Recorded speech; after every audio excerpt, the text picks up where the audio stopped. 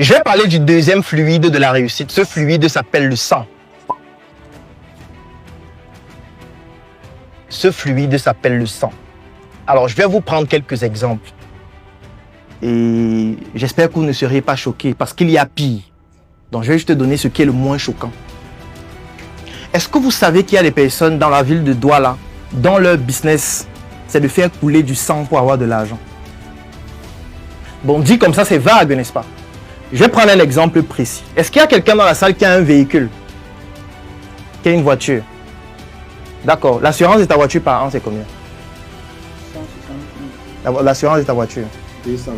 200 000. Est-ce qu'il y a quelqu'un dans cette salle qui a une voiture neuve ou qui a déjà eu une voiture neuve ou qui connaît quelqu'un qui a une voiture neuve?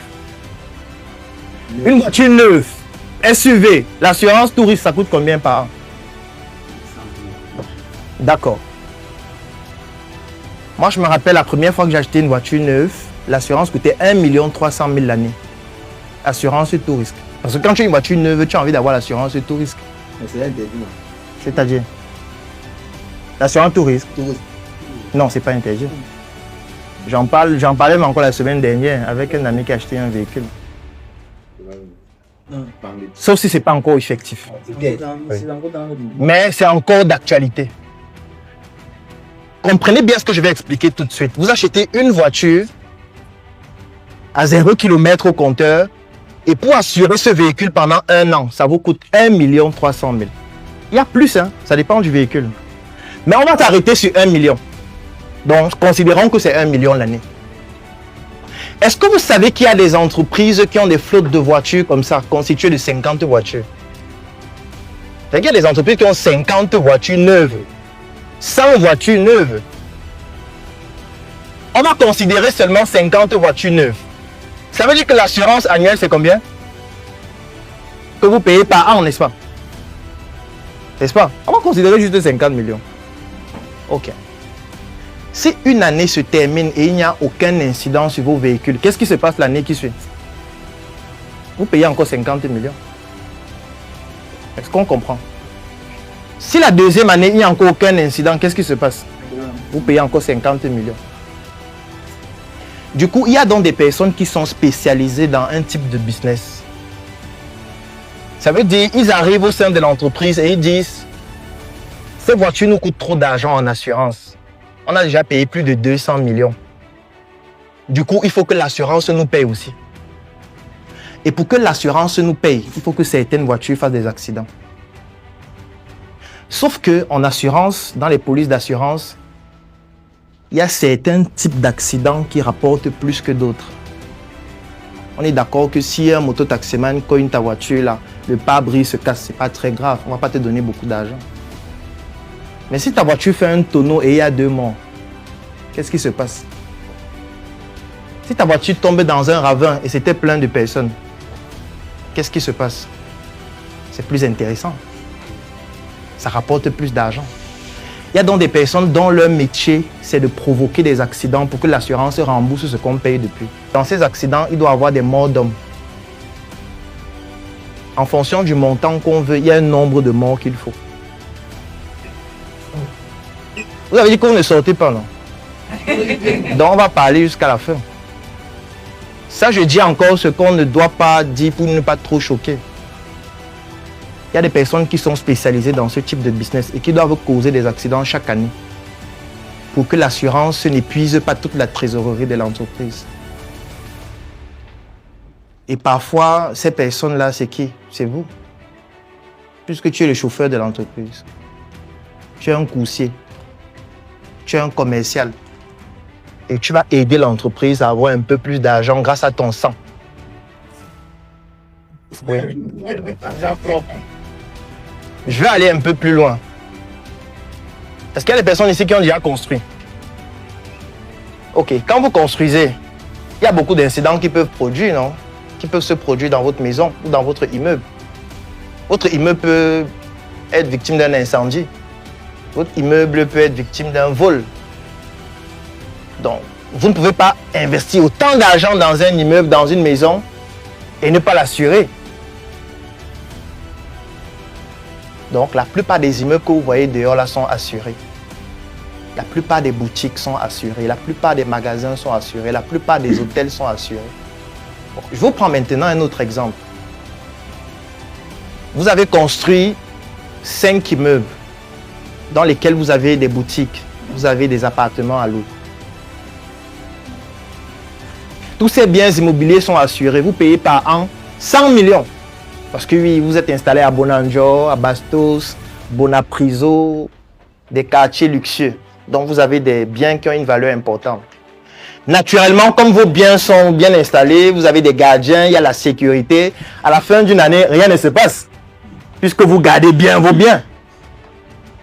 Et l'année qui suit, vous renouvelez l'assurance puisque c'est épuisé.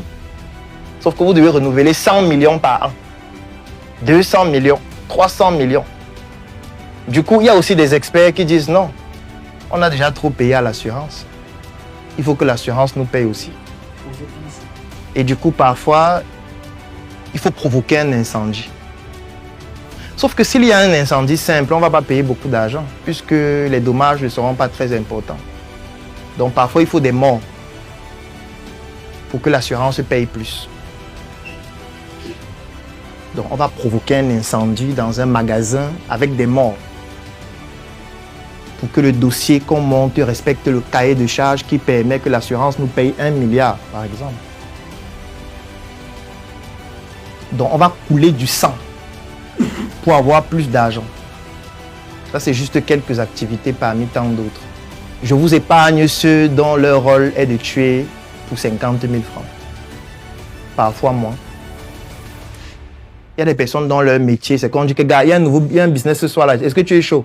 Il dit que quoi? Il y a un gars qu'il faut tuer à Bonabéry là. Il a fait quoi? Le gars ne t'intéresse pas à ça. On te fait le dépôt à quel numéro? Il donne le numéro du dépôt, on fait le dépôt de 50 000. Il part, il tue, il envoie les preuves. Et puis, il dit que gars, quand il y a encore un truc, tu me fais signe.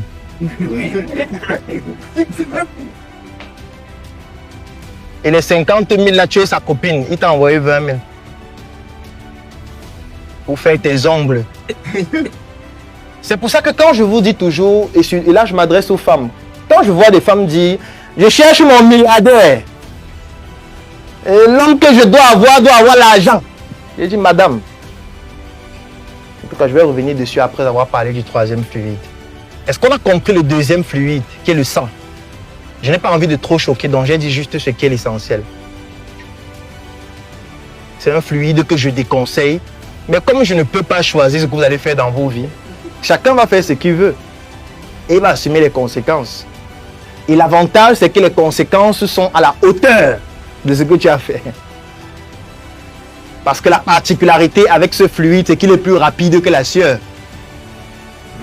Vous êtes d'accord que si vous avez des immeubles et vous voulez juste utiliser votre sueur, vous allez dépenser beaucoup d'argent en assurance. Donc vous devez couler la sueur pour trouver des stratégies pour gagner plus que ce que vous payez à l'assurance et toutes les autres charges pour continuer d'avoir une certaine rentabilité. Mais comme vous ne voulez pas être patient et vous voulez aller plus vite, vous utilisez donc un deuxième fluide qui s'appelle le sang. Sauf que le sang n'est pas seulement le sang humain. Ça peut être aussi le sang d'un animal. C'est pour ça que ceux qui ne veulent pas utiliser le sang humain utilisent le sang des animaux.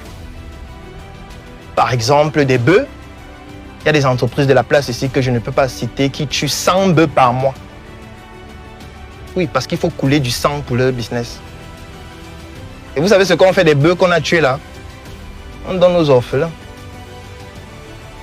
C'est pour ça que je dis qu'il faut arrêter de dire que tu es orphelin. Tu es orphelin et ça fait quoi? Tu viens pleurer, je suis orphelin, mon père est mort et ça fait quoi? Ma mère est morte et je me sens seul et on doit faire quoi? Va te battre, feignant. On doit même aider ceux qui ont leurs parents parce que les orphelins sont les gros paresseux. Quand tu vas dire, je suis orphelin, mon père est mort, ma mère est morte, je n'ai plus rien. Et on fait quoi? Et comme tu n'as plus rien, on doit faire quoi? Ça veut dire que les gens font leurs sacrifices et on utilise ces sacrifices pour te nourrir. Toi, l'orphelin. On vient te donner la nourriture du sacrifice, l'argent du sang.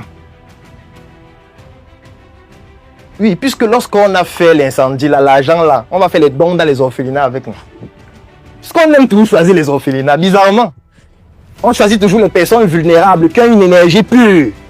Et cette énergie pure là, on va donc l'activer ou la capturer pour alimenter le business.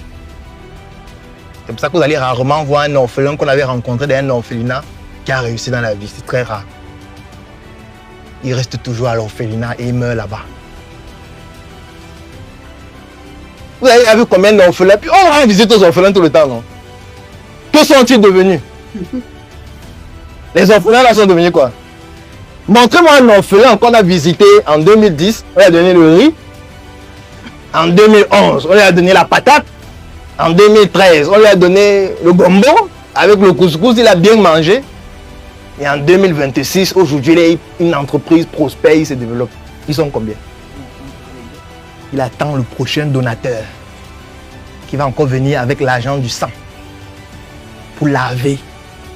Je ne suis pas en train de dire que c'est seulement ceux qui utilisent l'argent du sang qui le font, mais ils sont les plus nombreux, malheureusement. Est-ce qu'on a compris le fluide qui est le sang? Il est plus rapide, il est plus dangereux. Les conséquences sont fatales. Et l'une des conséquences, c'est quoi? Je vous ai parlé de celui-là qui n'aime pas rester seul. Je vous ai parlé de celui qui n'aime pas rester à la maison seul, couché en train de dormir. Oui, parce que l'avantage avec notre corps, c'est qu'il est très bien constitué. Et il n'efface rien. Aucune information ne disparaît dans ton cerveau. Aucune. Ton cerveau t'épargne juste de certaines informations pour que tu puisses vivre sainement. Et que tu ne sois pas en train de penser à toutes ces informations en même temps. Mais au besoin, il va te rappeler des choses incongrues que tu as eu à faire. Et si tu en fais beaucoup, il va t'en rappeler tout le temps. Du coup, ces personnes ont une difficulté à rester seules. Si vous voyez quelqu'un qui n'aime pas rester seul, tout le temps il veut être avec les gens. Tout le temps il est en boîte de nuit pour boire le vin avec des gens. Quand les gens veulent déjà rentrer à 20h, vous rentrez pourquoi? Restons ici, on doit boire. Vous rentrez faire quoi à la maison? On rentre faire quoi à la maison comment? Toi, tu veux dormir ici? Non, j'aime être avec les gens. Ils ne veulent pas affronter leur image ou le reflet de leurs actions. Et quand ils sont contraints de rester seuls, pour se déconnecter de ces émotions, ils sont obligés d'utiliser des substances, parfois psychotropes. Il peut s'agir des médicaments, il peut s'agir de la drogue, il peut s'agir de l'alcool, et toute autre forme de substance, parce que ça leur permet de se déconnecter de cette réalité qui est macabre et que personne ne peut accepter d'affronter consciemment. Donc sachez que si vous utilisez le fluide du sang, la probabilité que vous finissiez drogué est très élevée. La probabilité que vous sombriez dans l'alcool est très élevée. La probabilité que vous sombriez dans les substances psychotropes est très élevée. La probabilité que vous ne puissiez jamais avoir une famille stable est très élevée. La probabilité que vous-même vous puissiez mourir de la même façon est aussi très élevée. Maintenant, comme je ne suis pas votre conseiller, ce sera à vous de choisir